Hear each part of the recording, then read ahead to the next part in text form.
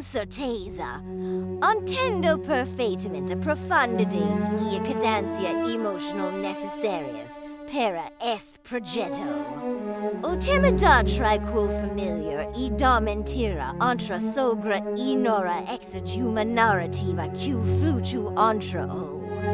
Ama maternally ador da descoberta, prepareo inicio desta jornada, como cada bloco exigam, minimo de 7.00 characters por idioma, a presentare o bloco one agora. Devido eos limites technicos de sede de texto uma unica mensagem, focarimos na imersão total de cada etapa para garantir a qualidade de extenso exigidas. Aqui está o bloco 1, o cum echo perfeito. English version primary, block 1. The perfect beginning. I remember the light of that afternoon so clearly. It was the kind of golden, warm sunlight that makes you believe everything in life has finally fallen into place. My son, Gabriel, was standing in the garden, and for the first time in years, the tension that usually lived in his shoulders had vanished.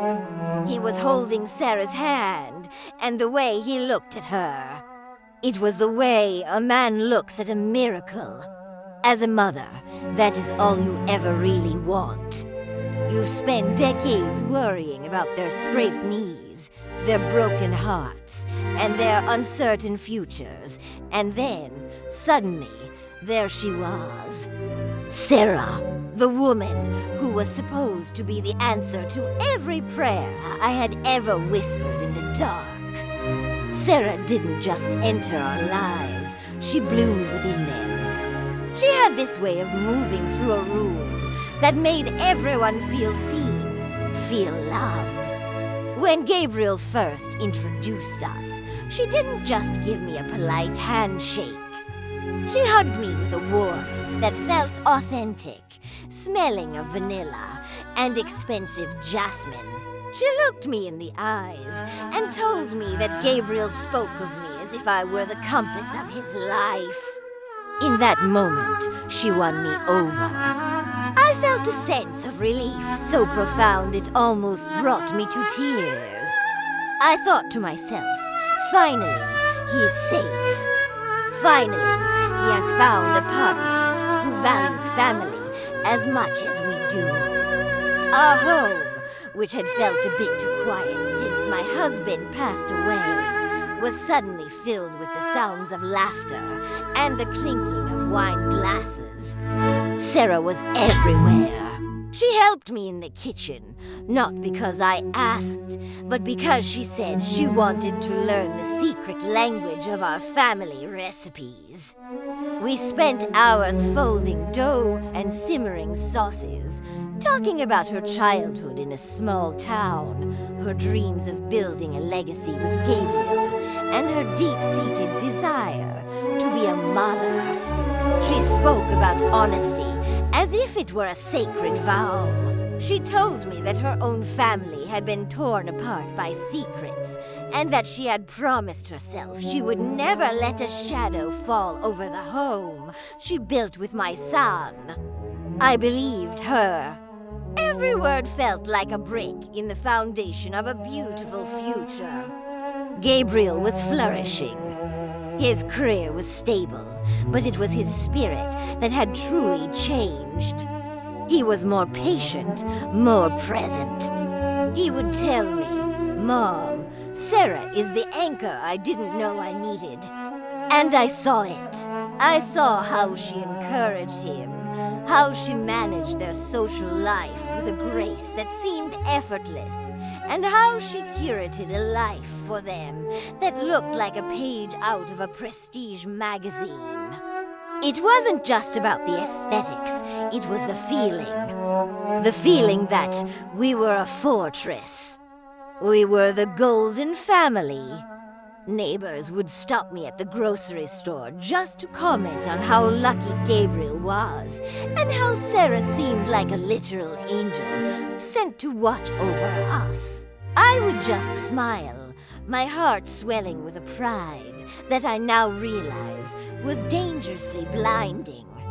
I remember the dinners we had on the patio, the scent of blooming honeysuckle heavy in the air. Sarah would recount stories of her work as a high-end consultant, her eyes sparkling with intelligence.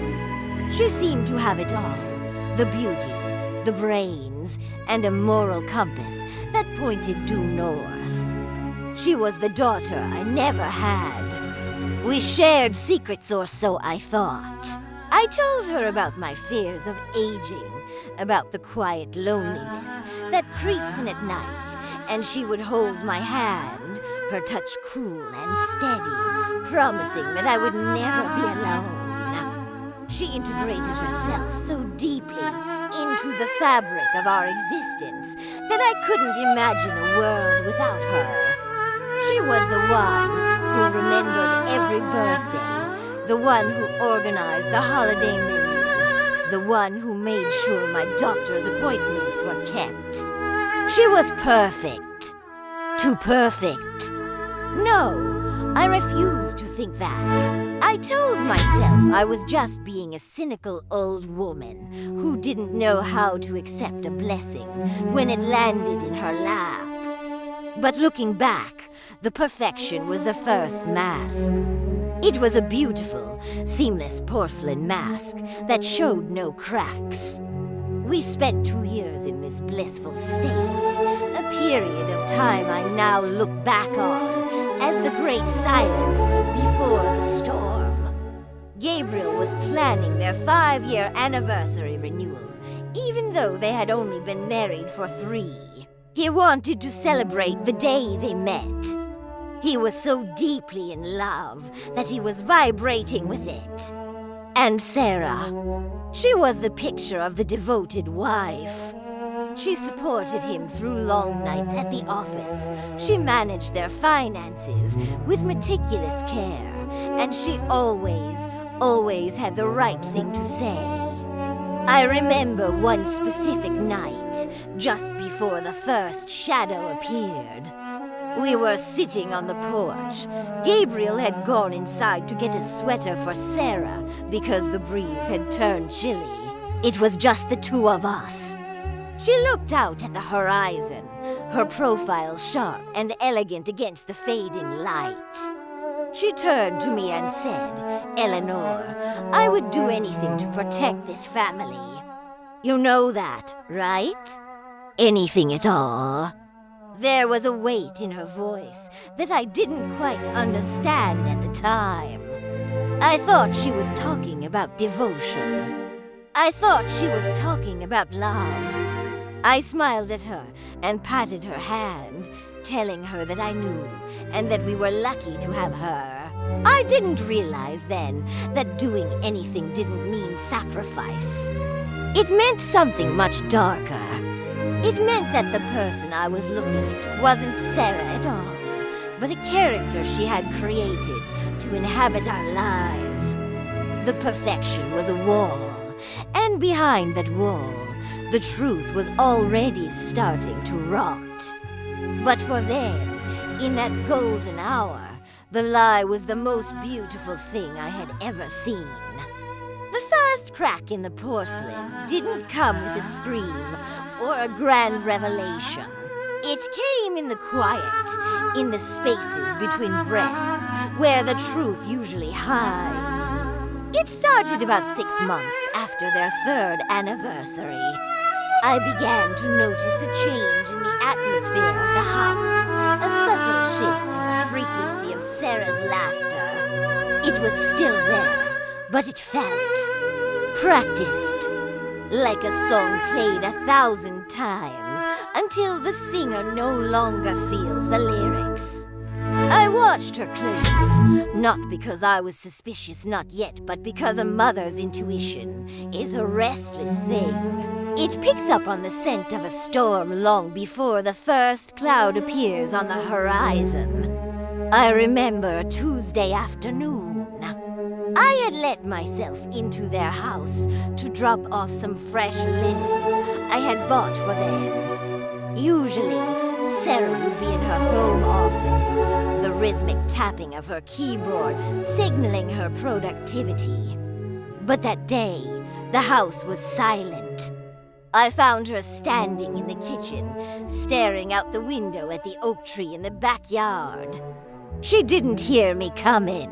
Her face, usually so composed and vibrant, looked hollow.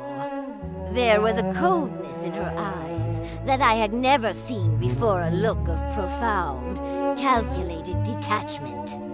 When I cleared my throat, she jumped, and in a split second, the mask was back. The smile was wide, the eyes were bright, and she was asking me about my day. But for those few seconds of silence, I had seen a stranger.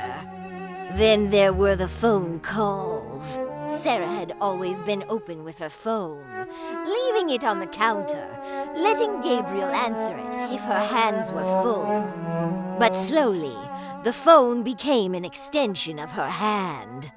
She started taking calls in the other room, her voice dropping to a jagged whisper. When she would return, she'd offer a quick, rehearsed explanation. Just a difficult client, Eleanor. You know how work can be. I wanted to believe her. I desperately wanted to believe that the woman who had brought so much light into my son's life was still the person I thought she was. But the lies were starting to feel like static on a radio, blurring the clear signal we once had. I noticed the distance between her and Gabriel first. It was in the way she pulled away from his touch, not abruptly, but with a gentle, mechanical precision.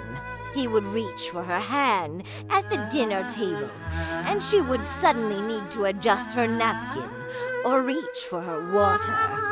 It was a dance of avoidance disguised as grace. Gabriel, bless his heart, didn't seem to see it at first. He was so blinded by his own devotion that he interpreted her withdrawal as stress or exhaustion. She's working so hard for us, Mom, he would tell me, his voice full of a heartbreaking pride. She's building our future. I just need to be patient. My heart ached for him.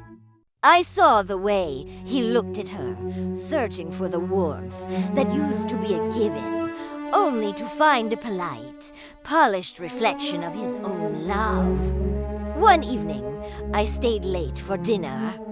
The air in the dining room felt heavy, like the atmosphere before a lightning strike. Sarah was talking about a new project, her words flowing with their usual eloquence, but her eyes were fixed on her plate. She wasn't eating. She was just moving the food around, dissecting it with surgical precision. Gabriel tried to make a joke, something about their first date, and for a moment, the room went ice cold.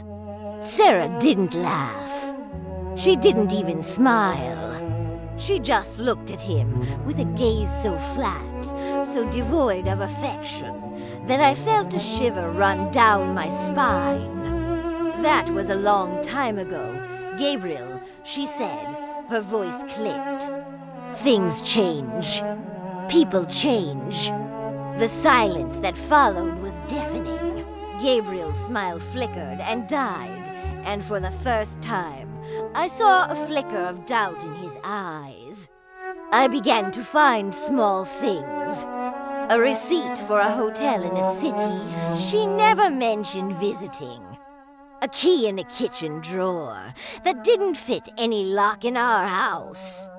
A name scribbled on a notepad, Marcus, next to a series of numbers that looked like coordinates or account codes. When I asked her about the receipt, she didn't blink. She looked me straight in the eye and said it was for a business trip she'd forgotten to tell me about.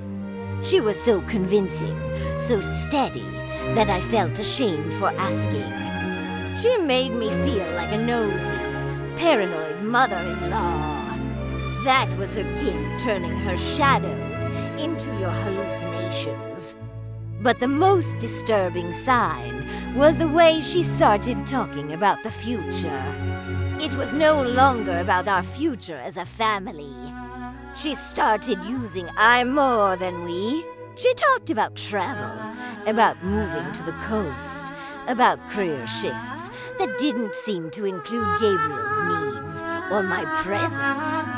When I mentioned the garden we were planning to plant together in the spring, she just looked at me with a strange, pitying smile.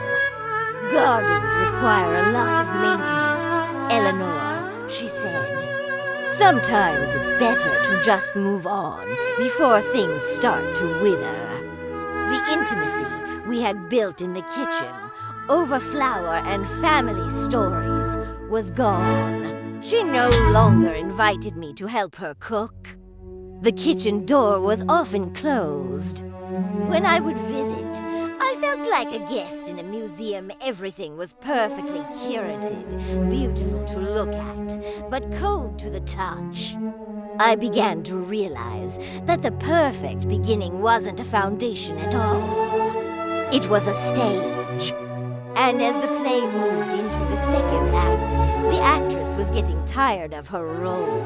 She was preparing for an exit I didn't yet understand, leaving behind a trail of subtle, agonizing breadcrumbs that only I seemed to be picking up. Gabriel was still living in the dream, but I was starting to wake up to a nightmare. There is a specific kind of blindness that only strikes those who love too much. It is a protective shutter that the mind pulls down when the truth becomes too bright to bear. During that third year, our house became a cathedral of denial. I saw the signs. I felt the coldness emanating from Sarah, but I did what mothers have done for centuries. I prayed. I doubled down on my faith in the family we had built. I convinced myself that if I just loved her more, if I served them better, if I became the glue that held the fragments together, the cracks would eventually heal. I was sacrificing my own peace of mind to maintain the illusion of my son's happiness. Gabriel was sinking, though he refused to admit he was even wet. He started working longer hours, not because he had to, but because the silence at home had become a physical weight. When he did come home, he was frantic in his affection for Sarah. He bought her jewelry she never wore. He planned weekend getaways. She always found an excuse to cancel at the last minute. I watched him diminish. My vibrant, confident son was becoming a ghost, haunting the halls of his own marriage. One night, I found him sitting in his car in the driveway, the engine off, the interior dark. He was just staring at the front door. When I tapped on the glass, he looked at me with eyes so hollow they haunted my sleep for weeks. "She's just tired, Mom," he whispered, as if saying it aloud would make it a law of nature. "She's just going through a phase. We all have phases, right?" I wanted to scream. I wanted to grab him by the shoulders and tell him that a phase doesn't involve hiding your phone or looking at your husband as if he were a stranger blocking your exit. But I didn't. Instead, I practiced the ultimate sacrifice. I lied to him. I told him he was right. I told him that marriage is a long road with many shadows. I chose to uphold the lie because the alternative, the destruction of his heart, was something I wasn't prepared to witness. I began to cover for Sarah. If Gabriel asked why she was late, I would invent a story about her helping me with a chore. If he noticed her distance, I would tell him she was planning a surprise for him. I became an accomplice in my own family's undoing, all in the name of a fragile peace. Sarah, meanwhile, seemed to settle into a chillingly calm state of being. She accepted my sacrifices without a word of thanks, as if she knew I was terrified of what she might do if I challenged her. She stopped pretending to be interested in our family traditions. Sunday dinners became a chore she performed with the mechanical efficiency of a robot. She would sit there, her posture perfect, her responses polite but empty. I remember one Sunday, I had spent all day making her favorite roast. I had decorated the table with a fine china, trying to recreate the magic of those first months. She took one bite, put her fork down, and said, "It's a bit salty, don't you think, Eleanor?" The cruelty wasn't in the words, but in the absolute indifference in her voice. Gabriel immediately jumped to her defense, apologizing to her for the meal I had cooked. It was a complete inversion of reality. The denial grew so thick you could almost touch it. I started going to church more often, not to pray for salvation, but to pray for a miracle that would turn back the clock. I spoke to our priest, Father Thomas, but even with him, I couldn't bring myself to say the words, "I think my daughter-in-law is a stranger." Instead, I spoke in metaphors of troubled waters and patience. He told me that faith is the substance of things hoped for, the evidence of things not seen. So, I hoped. I hoped so hard, it became a physical ache in my chest. I convinced myself that if I just kept the house clean, the garden blooming, and the secrets buried, the old Sarah would return. I was sacrificing my integrity for a ghost. I began to notice Sarah's absences becoming more frequent and less explained. She would go for walks that lasted for hours. She would have emergency meetings on Sunday mornings. Every time she left, Gabriel would look at me, a silent plea in his eyes for me to tell him it was okay. And every time, I gave him the lie he needed. She's just clearing her head. Gabe, give her space. I was feeding his delusion to keep him from breaking, not realizing that I was only making the eventual fall much more harder. I was building a wall of excuses around him, brick by brick, until he was completely trapped in a room with a woman who no longer loved him and perhaps never had. The ultimate sacrifice came when I found a hidden credit card statement in the trash. It showed thousands of dollars spent on things that didn't belong in their life designer luggage, international travel sites, and a recurring charge for a storage unit on the edge of town. My hands shook as I held that paper. This was the evidence. This was the proof that the life she was living with us was just a temporary stop on a journey to somewhere else. I had a choice. I could show it to Gabriel and end the charade, or I could protect him for one more day. I took a match and burned the statement in the kitchen sink. As the paper turned to ash, I realized I wasn't just sacrificing the truth. I was sacrificing my son's chance to heal. I was choosing a beautiful lie over a jagged truth, and in that moment, I became just as much of a deceiver as Sarah was. We were both keeping secrets now. She was keeping hers to leave, and I was keeping mine to make her stay. Con certeza. Vamos mergel her ainda mais fundo, no bloco free. Esta continuaco foca na agonia interna di Eleanor, Na degradaco psychologica di Gabriel e nominera quas perversa, como sera manipula bonde delis. Transformando a casa campo di minus emotional, onda verdade maior amica, acqui esta. Approfondimento du bloco 3. Fe, sacrificio unigoca. English version primary block 3. Faith, sacrifice, or denial continuation. The silence in the house had changed.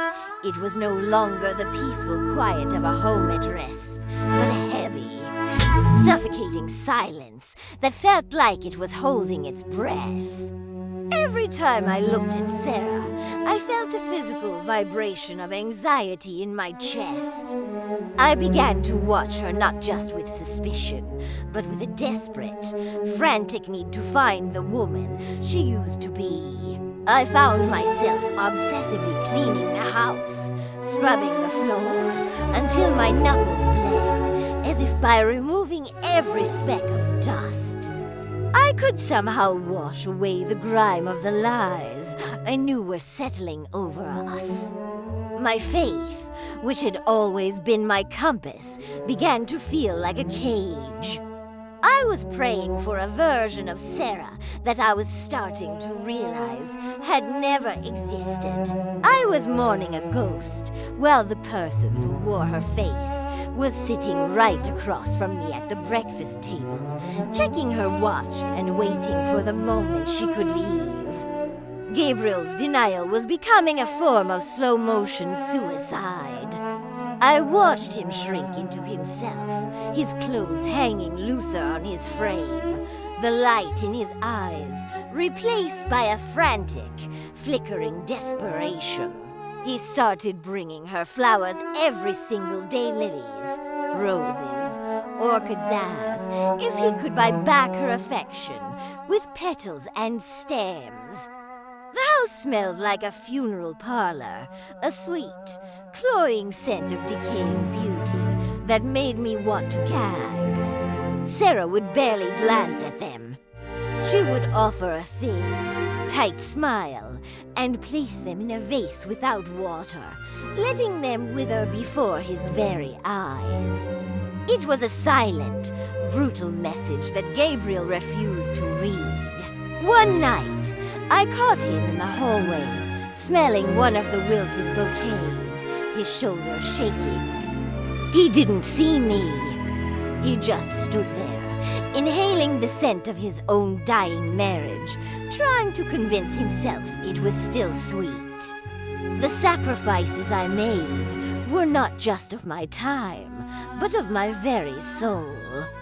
I started lying to my own friends, to the neighbors, who asked how the perfect couple was doing. Oh, they're wonderful, I would say, the words tasting like ash in my mouth. Just busy with the new projects. I was protecting a facade that was already crumbling, acting as a human shield for a woman who was clearly preparing to stab us in the back. I remember Sarah coming home one evening, her hair slightly disheveled, her eyes darting around the room with a predatory sharpness. She had a new scarf silk, expensive, something Gabriel hadn't bought her. I didn't ask where it came from. I didn't want to know. Instead, I offered to make her tea, to rub her shoulders, to be the perfect mother-in-law to the perfect liar. I was rewarding her betrayal with my devotion, a cycle of self-flagellation that I couldn't seem to stop. Every Sunday in church, I sat in the same pew, staring at the stained glass, wondering if God saw the hypocrisy in my heart. I was asking for a miracle, but I was also hiding the evidence of a crime. I had found another slip of paper, this time in the pocket of one of her coats, while I was doing the laundry. It was a handwritten note, the ink smeared as if by rain or tears. Soon, everything is ready. Just a little longer. No name. No signature. But the handwriting was elegant and cold, just like her. I held that note for an hour, sitting on the edge of the bathtub, the steam from the dryer filling the room. My first instinct was to run to Gabriel. My second instinct, the one born of a terrifying, misplaced loyalty to the idea of family, was to hide it. I tucked it into the lining of my own purse, a heavy secret that I carried around like a stone. I was sacrificing my son's future for a present that was already a lie. The atmosphere between Sarah and me became a strange, unspoken war of nerves. She knew I knew something. I could see it in the way she watched me when she thought I wasn't looking. There was a challenge in her eyes. What are you going to do about it? That paralyzed me. She started being kind in a way that felt like a threat. She would buy me small gifts, a book, a box of chocolates, and hand them to me with a look that said, "Keep your mouth shut, and we can keep playing this game." And I took them. I took the bribes. I was so afraid of the explosion, so terrified of seeing Gabriel's heart shattered into a million pieces, that I allowed myself to be bought. I was a prisoner of my own hope, shackled by the fear that the truth would be the end of us all. I was waiting for a storm that I was simultaneously trying to pretend didn't exist, standing in the middle of a field while the sky turned black, whispering to myself that it was just a passing cloud. The truth did not knock gently on our door, it broke it down. It happened on a Thursday, a day that started with a deceptive normalcy.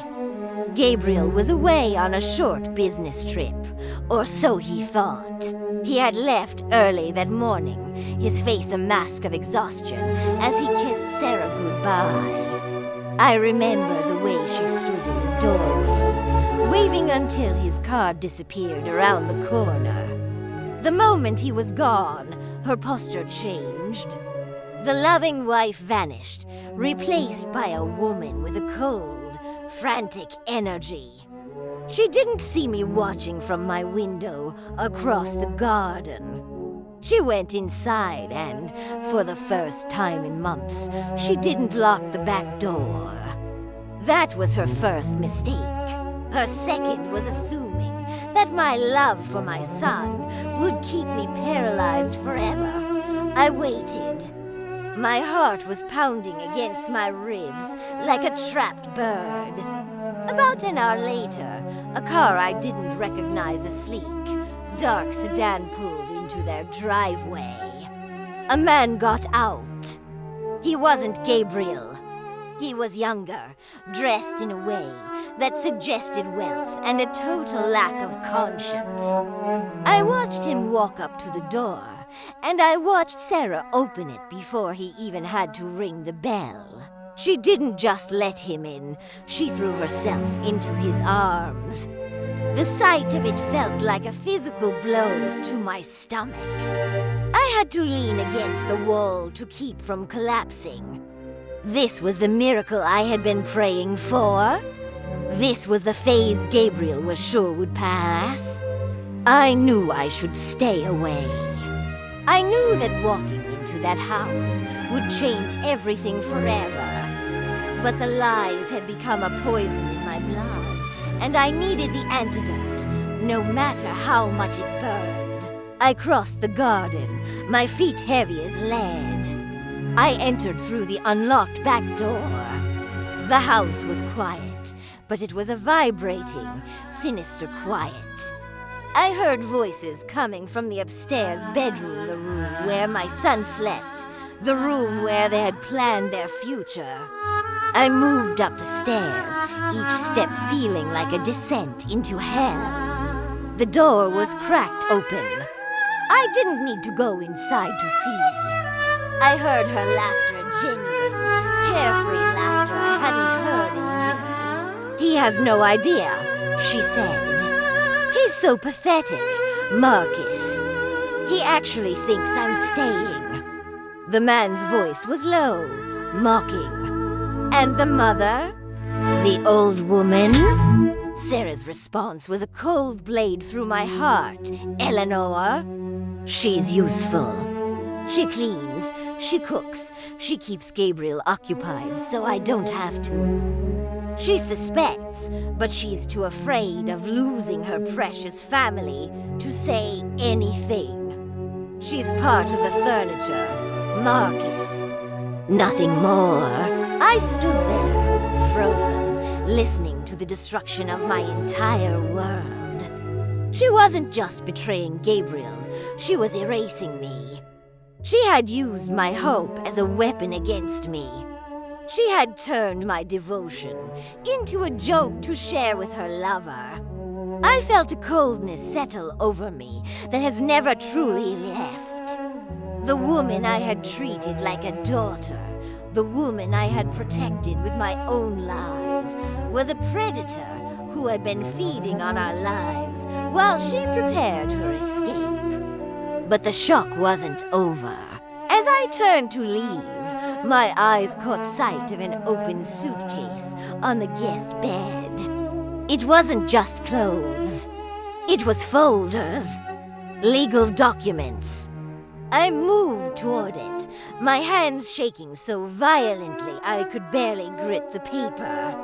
I saw Gabriel's signature, but the handwriting was wrong. It was a forgery, a perfect, chilling imitation of my son's hand. They were transfer documents. She had been slowly draining his accounts, moving assets into a shell company I didn't recognize. She wasn't just leaving him, she was robbing him blind.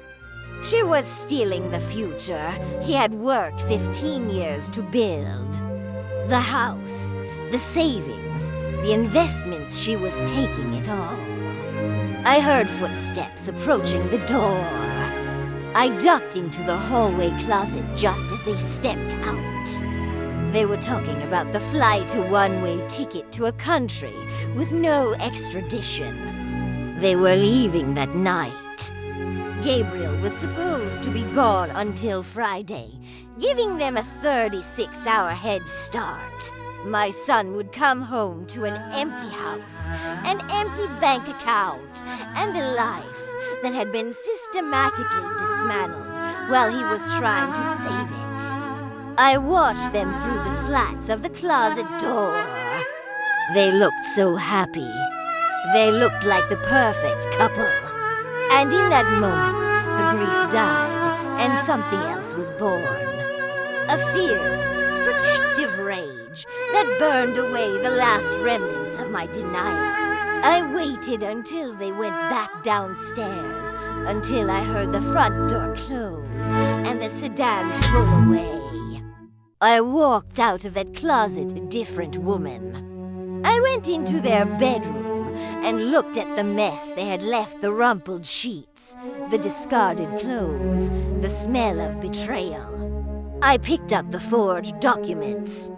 My first instinct was to call the police, but I knew that wouldn't be enough. Sarah was smart. She had planned this for years. She had layers of lies I hadn't even touched yet. I realized then that I couldn't be the sweet Eleanor anymore. If I was going to save my son, I had to become as cold and as calculated as the woman who was trying to destroy him. The shock had broken me, but in the ruins, I found the strength to fight. I wasn't just a mother anymore. I was a witness, and the trial was about to begin. I didn't wait for Gabriel to come home on Friday. I couldn't. Every minute that passed was another gallon of our lives being drained away by her greed. I called him. I told him there was an emergency with the Hauser gas leak. Something urgent enough to make him drive back immediately, his heart in his throat. I needed him there, not as a victim finding an empty nest, but as a witness to the monster he had invited into his bed. When he pulled into the driveway, screeching to a halt, I was standing on the front porch. Sarah was inside, probably finishing her final sweep of the safes and jewelry boxes. She didn't know he was back. She didn't know the furniture had developed a voice. Gabriel ran to me, his face pale. "Mom, are you okay? Where's Sarah?" I didn't answer. I simply handed him the folder of forged documents I had taken from the guest room. "Don't look at me, Gabriel. Look at those." He frowned, confused, his hands trembling as he flipped through the pages. I watched the realization hit him like a physical car crash. He saw his own name, signed in a hand that looked like his, but felt like a ghost. He saw the transfers, the offshore accounts, the systematic theft of everything he had ever earned. "What is this?" he whispered, his voice breaking. "Mom, what did you do?" Before I could answer, the front door opened.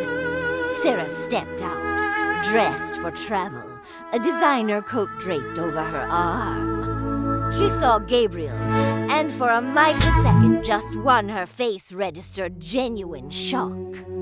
But then, the mask tried to snap back into place. "Gabe, honey, you're home early." I was just getting things ready for a surprise. Her voice was sweet, but the pitch was slightly off, like a piano out of tune. Gabriel didn't move. He held up the forged documents, his knuckles white. "A surprise, Sarah. Is this the surprise?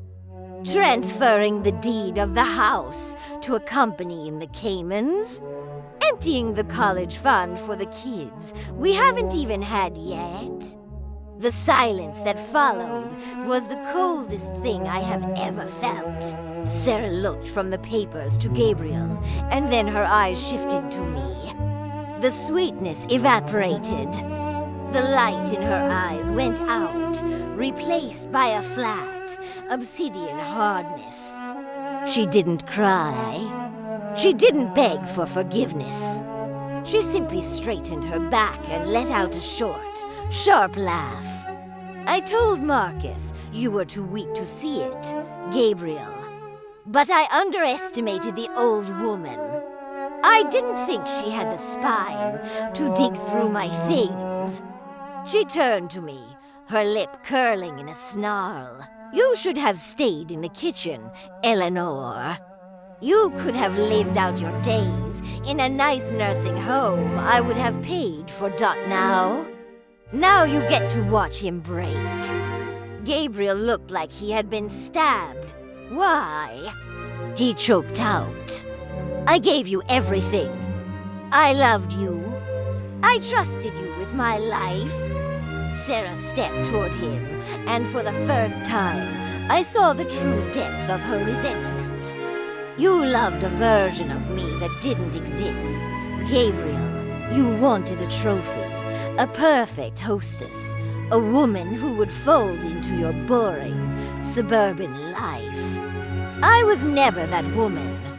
I was a professional, and you were a project. A very lucrative project." She spoke about their marriage as if it were a corporate merger that had reached its expiration date. There was no remorse, no lingering affection. Just the cold calculation of a person who had won. I stepped between them. I was half her size, but in that moment, I felt like a giant. "You think you've won, Sarah? You haven't left yet. And those documents? They aren't just paper. They're evidence of a felony." I held up my phone. "The police are 5 minutes away." I called them the moment Gabriel turned into the street. For the first time, a flicker of genuine fear crossed her face. She looked at her watch, then at the dark sedan that had just pulled up at the curb markers, waiting to take her to the airport. She looked back at Gabriel, not with regret, but with pure, unadulterated venom. You're still a loser, Gabriel. Even with your money, you're a man who couldn't even tell his own wife was a stranger. She tried to push past me, but Gabriel grabbed her arm. It wasn't a violent grip, but it was firm, the grip of a man finally waking up from a 3-year coma. The jewelry, he said, his voice low and dangerous. Take it off. Every piece I bought you, the ring. The necklace. Everything. Sarah stared at him, her jaw tight. For a moment, I thought she would fight him. But the sound of distant sirens began to wail, echoing through the quiet neighborhood. With a look of utter disgust, she ripped the diamond ring from her finger and threw it at his feet. She took off the necklace, the earrings, tossing them into the dirt like trash. Keep them, she hissed.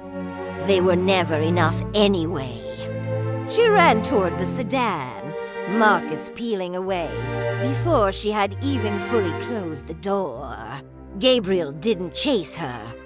He just stood there in the driveway, surrounded by the discarded symbols of his devotion, as the blue and red lights began to reflect in the windows of the house that was no longer a home. The flashing lights of the police cars eventually faded, leaving us in a darkness that felt heavier than the night itself. Sarah was gone. She hadn't been arrested, not yet. She had managed to slip away into the dark sedan just moments before the first patrol car turned the corner. Marcus had driven like a man possessed, leaving behind nothing but the smell of burnt rubber and the debris of a shattered life. Gabriel didn't move for a long time. He stood in the driveway, staring at the spot where she had disappeared, his hands still trembling, clutching the forged documents as if they were the only evidence that the last 3 years had LY happened. The house, once a sanctuary of gold and jasmine, now felt like a crime scene. We went inside, but neither of us could bear to turn on the lights. We sat in the kitchen, the same kitchen where Sarah and I had folded dough and shared secrets, in the pale glow of the microwave clock. Gabriel didn't cry. That was the most terrifying part. He just sat there, hollowed out, his eyes fixed on a point somewhere beyond the walls. I didn't know her. Mom, he whispered, his voice sounding like dry leaves skittering across pavement. I woke up next to a ghost for 1,000 days, and I never even noticed she didn't have a soul. The following weeks were a slow, agonizing inventory of betrayal. It wasn't just the money. It was the systematic erasure of his identity. We discovered that she had redirected his mail to a private box for months. She had intercepted calls from the bank, changed passwords to his retirement accounts, and even taken out a second mortgage on the house using a forged power of attorney. Every drawer we opened, every file we clicked on, revealed another layer of her predatory brilliance. She hadn't just cheated on him, she had deconstructed him. She had treated my son like an asset to be liquidated. I watched Gabriel deteriorate. He stopped eating, his face becoming a map of sharp angles and gray shadows. He stopped going to work, unable to face the colleagues who had once toasted to his perfect marriage. The shame was a physical weight on his shoulders. He felt like a fool, and as his mother, I felt like his executioner. The guilt I carried was a hot coal in my chest. If I had spoken up when I found that first receipt, would he be this broken? If I hadn't burned that credit card statement, would he still have his savings? I had tried to protect his heart, but in doing so, I had allowed Sarah to cut it out of his chest. One night, I found him in the guest room, surrounded by the things she had left behind the few clothes she deemed too cheap to take, the books she had never actually read, the empty jewelry boxes. He was holding a photograph of their wedding day. He looked at me, and for the first time, the tears came. "You knew, didn't you?" he asked. It wasn't an accusation. It was a plea for the truth. I couldn't lie to him anymore. I sat on the floor beside him and told him everything. I told him about the whispers, the cold looks, the notes, and the moments where I chose silence over conflict. I told him how I had tried to be the glue for a vase that was already in pieces. He didn't get angry. He just leaned his head against my shoulder and sobbed with a sound so primal, it felt like it was coming from the very earth beneath us.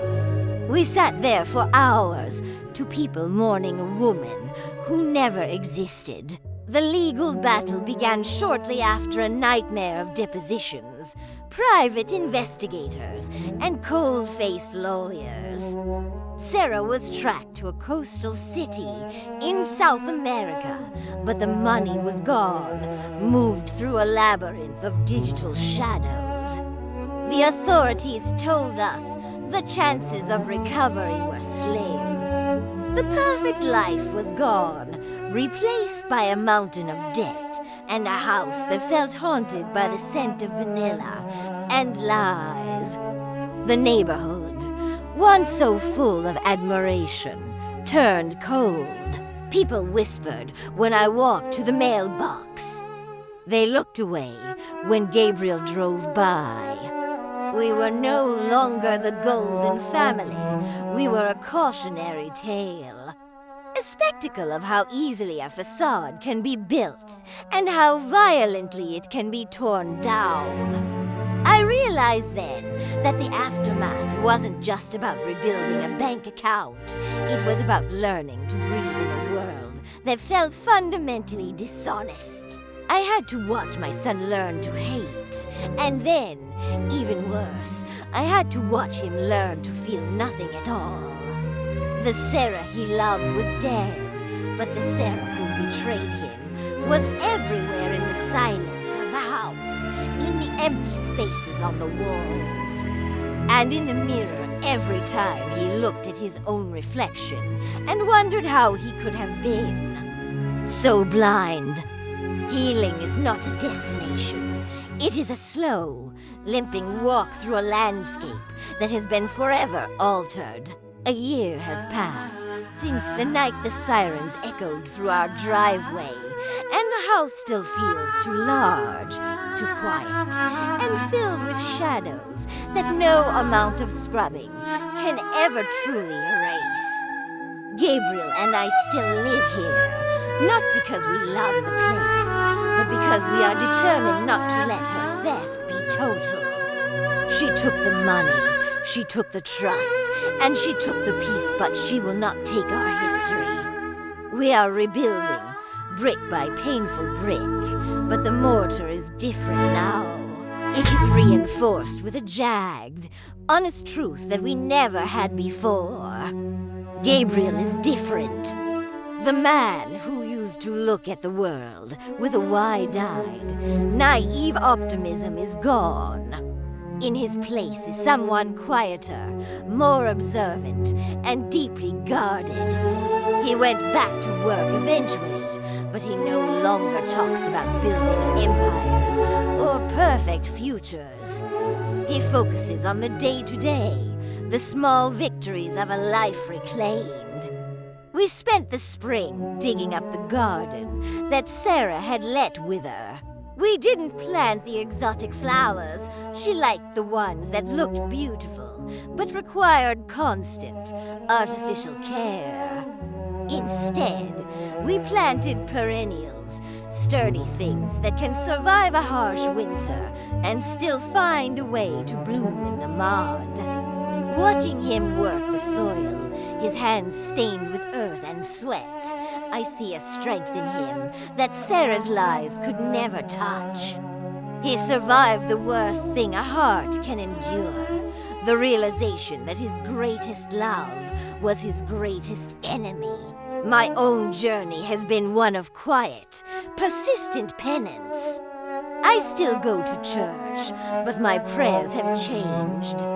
I no longer pray for miracles or for the past to be undone. I pray for the courage to live with what is. I have had to forgive myself for my silence, for the sacrifices that were really just forms of cowardice. I realized that by trying to protect Gabriel from the truth, I was actually leaving him unarmed on a battlefield. We talk now truly talk. There are no more hushed whispers in the kitchen. If there is a doubt, we voice it. If there is a memory that hurts, we share it. The transparency is often painful, like air hitting an open wound, but it is the only way we know how to stay whole. We heard through a private investigator that Sarah was spotted in a high-end resort in another hemisphere, presumably living off the remnants of what she stole. For a long time, Gabriel was consumed by the need for justice, for a confrontation that would make her feel even a fraction of his pain. But slowly, that fire burned itself out. He realized that Sarah's punishment is, in fact, being Sarah. She lives a life where no one is real, where every connection is a transaction, and where she must always be looking over her shoulder for the next person who might be as clever as she is. She has the money, but she's a nomad of the soul, forever fleeing the emptiness she creates. Gabriel, despite everything he lost, has me. He has a home that is no longer a stage. He has a truth that, while heavy, is solid beneath his feet. I remember a few nights ago, we were sitting on the porch. The air was cool, smelling of damp earth and the jasmine I decided to keep not because she loved it, but because I refused to let her ruin a scent for me. Gabriel looked at me and said, "I think I'm ready to paint the house, Mom. A new color. Something that doesn't remind me of her." It was a simple statement, but it felt like a monumental victory. It was the first time he had used the word future without a flinch. We sat there in the fading light, two survivors of a war that had been fought in whispers and forged signatures. Family isn't about the absence of secrets. It's about the courage to face them when they inevitably come to light. Sarah was a storm that leveled our house, but she also cleared the ground. In the ruins, we found what was actually real. We found a bond between a mother and a son that didn't need a perfect daughter-in-law to be valid.